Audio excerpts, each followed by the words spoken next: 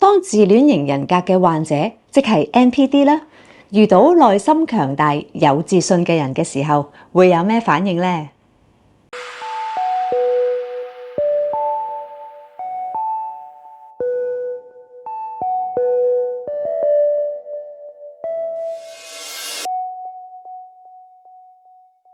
？Hello， 大家好，我係阿 V。之前同大家就傾過 NPD 嘅操控手段啦。而 NPD 嘅患者通常表現得好有魅力啦，好自信啦，甚至好刻意去經營有品味嘅。佢哋好擅長喺外面就說服其他人相信自己講嘅嘢。但係當佢哋遇到真正強大嘅人嘅時候，佢哋又會點呢？第一個表現，人身攻擊。當 NPD 遇到對手嘅時候佢哋第一時間就會進行人身攻擊，而唔係同對方討論佢哋嘅建議或者係意見。我朋友 Lily 上個月喺公司提出咗一個市場策略，但係佢嘅上司疑似係 NPD 嘅人啦，唔單止冇去正式去同佢傾佢嘅方案之餘，仲喺辦公室喺開會嘅時候當住其他人嘅面就同阿 Lily 講啦：你入咗行幾多年啊？連呢啲表達都表達得唔清楚，你着成咁嚟開會？佢話佢嘅上司一直都好緊張，覺得佢喺度威脅緊呢個經理嘅地位嘅。佢哋唔中意強大嘅人挑戰自己，所以會對你嘅外表啊、着衫啊，或者係其他嘅人格特質去進行諷刺，而唔係去好好地去看待你嘅建議，或者係好好地同你討論嘅。我記得有一次喺香港嘅討論區度傾緊一個樓價嘅問題，有個網友就提出咗一個唔錯嘅建議啦，但係就即刻有人話啦：你住邊區㗎？你有資格講經濟咩？完全避開咗討論嘅重點，淨係攻擊人哋嘅背景。佢哋甚至會覺得你冇資格去討論某啲話題啦，因為你嘅出身啦、學歷啦，或者係職業同佢哋唔同。喺而家階級觀念意識咁強嘅社會呢個情況就更加嚴重啦。可能佢會話你住公屋啦，就冇資格傾私人樓市啦。如果你讀 Ivy， 咁你就冇大學生咁有學識啦。因為 NPD 覺得自己講嘅嘢先至係啱嘅，任何人挑戰佢哋嘅地位都係攻擊佢哋，所以佢哋唔會以事論事嘅，反而會想辦法去攻擊你嘅名聲，令到你俾人睇起嚟又蠢啦，又弱小啦。而呢啲敗壞你名聲嘅人身攻擊好多時都係佢哋自己諗出嚟㗎吓，根本冇事實根據嘅。畢竟佢哋係專業嘅大話精啊嘛。反過嚟指控你，佢哋會反過嚟指控你係大話精，或者你冇道德。呢啲都係心理學上講嘅投射啦。佢哋會將自己嘅缺點投射喺人哋嘅身上。我有個朋友係飲食業做經理嘅，佢發現自己嘅手下有一個員工成日都偷公司嘅存貨。當佢指出呢個問題嘅時候，呢個員工就反過嚟鬧佢啦。你有咩資格鬧我啊？明明係成日有客人投訴你啊，係你嘅服務態度差啊！你唔好以為你係經理就大晒啊！我個朋友就覺得好驚訝啦，因為佢從來都冇收過客人嘅投訴。點解呢個員工可以移花接木咁樣嚟話返佢嘅呢？另一個朋友話俾我聽，佢有一個同事好中意請病假，其實就走咗去玩嘅。當公司其他人指出呢個問題嘅時候，呢個同事就咁樣答啦：你哋成日都針對我，明明係你哋自己最自私啦，明明係你哋唔團結啊，所以效率先至咁慢啫嘛，你哋喺度怪我。明明係自己做錯事，就要反過嚟指責其他人，試圖最小化對手嘅能力同埋成就。自戀者咧習慣喺任何關係中咧都要處於高位嘅，所以當佢遇到一個強勁嘅對手，第一個反應就係削弱對手嘅能力同埋佢嘅個人成就，毀壞對方嘅威信。好似我嘅鄰居 Kathy 咧，最近參加咗一個社區比賽，得咗獎，但係佢一個所謂嘅朋友咧，其實係典型嘅 NPD 啦。唔單止冇恭喜佢，仲當住其他人面前話：唉，咁少人參加嘅比賽，贏咗有咩咁叻啫？我都可以贏啦，不過冇時間參加啫嘛。聽到呢番説話咧 Kathy 係覺得有啲難受嘅，但係佢都好冷靜咁回應：哦，咁你下次真係應該參加啦，一定會好精彩嘅。呢個 NPD 嘅朋友咧，之後咧仲喺其他人面前就講阿 Kathy， 話阿 Kathy 咧得到呢個獎，純粹係因為評判咧中意阿 Kathy 嘅樣，佢係冇實力㗎。其實都係因為呢一個咧，佢感受到對方咧威脅到自己，所以咧經常咧就試圖去貶低對方啦，貶低對方自己嘅能力咧，去令到自己感受好啲啦。佢哋可能會話：你根本就唔適合做呢行啦，你根本就唔啱着呢套衫啦。好似曾經有個 NPD 嘅人咧嚟到我屋企，見到我一啲手作咧，而其他朋友就喺度好欣賞啦。但係呢個人就話啦：冇咩特別啫，我上 YouTube 都有得學啦。我當時冇話俾佢聽，我喺 YouTube 都有一個 channel 係教手作嘅。既然你係 NPD 嘅人，我又何必同你講呢？係咪？呢度我諗起咧，香港娛樂圈一啲情況嘅，有時咧你見到一啲咧已經成名咗嘅藝人，對住一啲新人咧或者後起之秀咧，會講一啲好 harsh 嘅説話嘅，譬如話你唔適合呢行啦，冇天分啦，你係得個樣嘅啫。但係往往呢啲被批評過嘅新人咧，好多時候之後都會證明返自己嘅實力嘅，甚至比呢啲批評過佢嘅人咧更加成功。呢種情況就反映咗一個心理現象，當一個人感受到威脅嘅時候，佢哋嘅第一個反應就係否定對方嘅實力，而唔係客觀咁評價。佢哋完全唔會承認你付出過嘅努力㗎。你哋付出嗰個努力咧，獲得成就咧，佢哋都會去忽視㗎。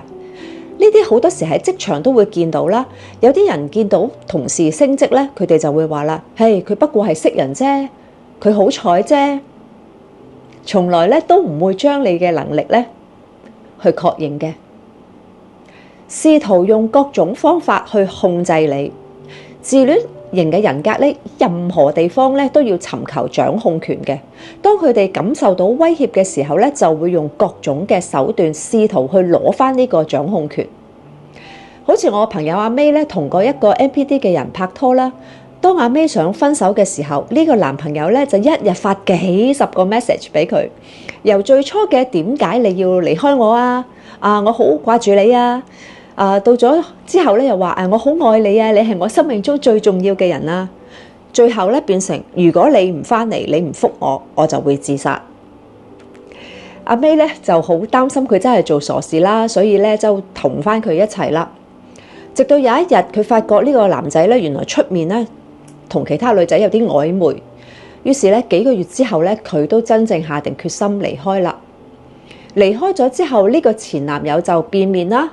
周圍同朋友咧去抹黑阿 May 呢個形象嘅，無論係愛情轟炸啦，寫一篇長篇大論嘅信息啦。NPD 嘅人係好鍾意發長信息㗎嚇，佢哋會寫一大段內容咧，話好關心你啦，話你喺佢心目中咧唯一明白佢嘅人啦，話咧當你係真心嘅朋友啦，你先至係佢心目中最 friend 啊、最愛啊呢個人等等。喺而家咁高壓嘅社會裏面咧，呢個情況咧都好明顯嘅。可能喺職場，上司咧會突然間對你好好喎，請你飲茶食飯，話咧你係一個最有潛質嘅下屬，但係其實咧係想你為佢賣命嘅。如果呢個時候你依然選擇拒絕 NPD， 而且咧唔同佢哋有任何交集，NPD 就會認為你喺度攻擊緊佢哋嘅價值，否認緊佢哋嘅價值同埋魅力。令佢哋咧個自戀受損，咁咧就會引發佢哋更加強烈嘅情緒反應啦。佢哋會開始抹黑你啦，嚟到令自己繼續處於呢個掌控嘅高位。自戀者有一套令人哋聽佢落去咧好信服嘅道理嘅，所以佢哋會用盡一切方法咧將你踩喺腳底。比較同打壓，自戀者會將對手咧同自己比較嘅，並用各種嘅手段去打壓對方。好似我有個親戚就係呢種人啦，佢每次見到咧親人有啲成就咧，就一定會踩低人哋嘅。我表妹考到大學，佢就會話啦：呢間大學有咩叻啫？又唔係名校。我個女啊細佢2年㗎，已經拎咗獎學金啦。另一次我表姐咧就買咗新屋啦，佢就話啦：呢區咁平，當然買得起啦。我早2年就可以買啦，不過我想住更好啲嘅區啫嘛。每次咧佢都要喺我哋面前咧講到佢好成功嘅，唔可以咧有人叻過佢，唔可以有人威脅到佢嘅。佢哋因為強烈嘅不安全感咧，所以就會使出各種嘅手段去打壓其他人，令到你自卑啦、冇自信啦、冇力量去同佢哋對抗，先至可以令到佢哋咧繼續自我膨脹，獲得心理平衡。佢哋必定咧要成為眾人嘅焦點，你唔可以搶佢哋嘅風頭，所以你會發現咧有一啲自戀者，當佢哋覺得其他人獲得咗比佢哋更多嘅關注嘅時候，佢就要故意講句嘢㗎啦。人身攻擊下你啊，就算話講下你嘅樣啊，講下你嘅着衫啊，就係因為你點可以搶咗我個風頭㗎？佢哋係因為妒忌，所以就會有呢個表現咯。佢哋會試圖引誘你去入佢哋嘅局，試圖令你咧喺呢個局裡面咧出醜。要小心啦，唔好跳入佢哋嘅圈套，忽視佢哋，當 NPD 呢啲人唔存在。如果佢喺社交媒體攻擊你，你可以封鎖佢啦，或者唔俾佢入你嘅生活圈，專心去做你自己嘅事，唔使回應佢哋任何嘅嘢。喺而家網絡環境唔好嘅時候咧，要記住你嘅真實生活咧，依然係由你自己創造嘅。散播謠言同埋不實嘅言論，自戀者睇到你好強大嘅時候咧，佢唔會直接同你對峙嘅，而係用背後散播關於你嘅故事、謠言，令到佢哋咧喺別人眼裏面係一個受害者，獲得其他人嘅情緒提供嘅同時咧，又可以攻擊你，令到你去扮演壞人嘅形象。咁咧就冇人懷疑佢哋真實嘅目的同埋真實嘅樣噶啦。佢哋會盡可能咧唔俾外界人知道同你發生過嘅事，咁就可以咧好好咁去控制其他人對你嘅認知同埋破壞。呢個喺辦公室好常見啦。如果有2個同事之間咧產生咗矛盾咧，其中一個可能就會周圍同同事講啦：你知唔知啊？佢其實係咁噶。但係唔會講返自己做過啲乜嘢㗎吓，淨係講對方嘅不是。好似我朋友 Rachel 咁咧，佢幫過一個自戀者從香港搭飛機帶一啲好重嘅嘢過嚟泰國。對方冇同任何人提起呢件事，冇提起 Rachel 幫過佢呢個忙，反而周圍同人講Rachel 識咗新朋友啦，而家忘恩負義啦，唔理佢啦。呢個都係提醒我哋，當有啲謠言四起嘅時候，唔好盲目咁站隊，唔好聽一方嘅言論，睇清楚究竟係咩一回事，俾啲時間去了解下。譬如佢會誣衊你嘅興趣愛好啦，你嘅政治立場啦，你嘅為人啦，你嘅人品性格啦。如果你曾經同佢講過一啲秘密咧，佢咧就會用呢一啲秘密去抹黑你。佢唔介意佢講出嚟嘅嘢係唔係事實㗎，因為佢哋係大話精啊嘛。只要贏到你就得㗎啦，佢哋嘅目的就係要贏你啫。當你遇到呢種情況嘅時候咧，盡可能唔好受到佢哋影響，顧好你自己，因為真正了解你嘅人係唔會相信呢啲謠言嘅，而冇意願去了解你嘅人，你咪暫時遠離咯。時間可以證明一切嘅。第8，身體威脅或者係情感傷害。自戀者最怕係乜嘢呢？就係遇到一個可以曝光佢哋真實面目嘅人。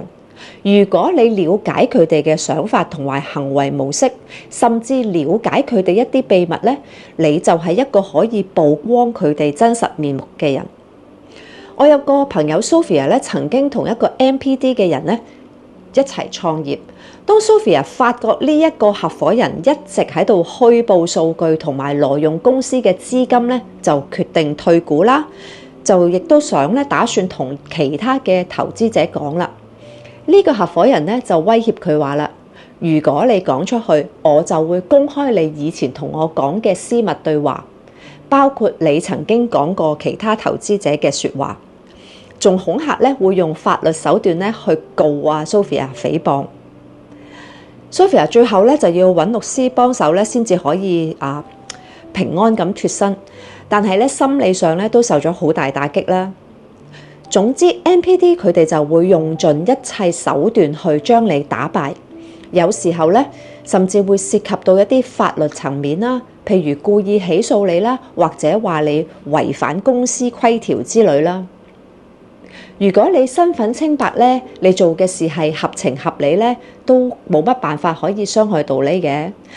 但係都要小心，佢哋可能咧會採取呢個玉石俱焚嘅手段去同你鬥到底。思考點樣報復對手。自戀者唔能夠接受自己被忽視，報復心好強，所以佢哋會諗盡辦法去報復你。我有個朋友 Kenny 咧，佢喺 IT 界係做經理嘅。有次佢炒咗一個 MPD 嘅員工，呢個員工咧走咗之後咧，就竟然同以前嘅顧客發電郵，話公司啲質素點樣差啦，後面咧有一啲乜嘢嘅錯誤啦。原來佢之前咧亦都偷偷咁樣咧去 copy 咗公司一啲資料去咗競爭對手公司嗰度做。Kenny 最後咧就要發律師信去同佢交涉啊，仲要花時間咧去挽回翻客戶嘅信任啦。呢個例子就好典型嘅玉石俱焚啦。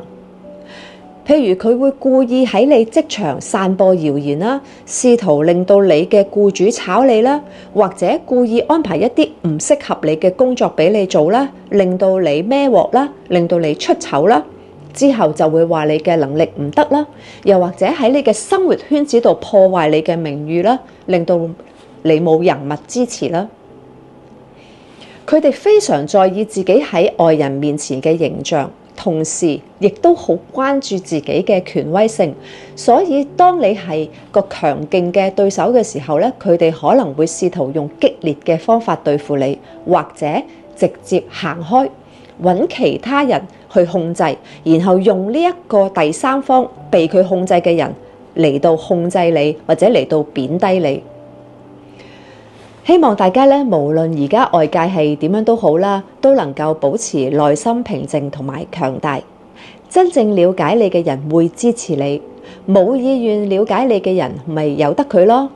時間會證明一切嘅。記住，當你遇到 NPD 患者嘅時候，唔好俾佢嘅行為影響到你內心嘅平靜。保持你嘅邊界，做好你自己嘅事。喺而家咁有挑戰性嘅環境咧，保持內心強大係更加重要嘅。我哋要學識保護自己，同時都要保持善良同埋正直。多謝大家嘅收睇，希望今日嘅分享咧，令到大家有啲啟發。記住，你嘅價值唔係嚟自其他人嘅定義，而係由你自己創造㗎。我哋下次再見啦，拜拜。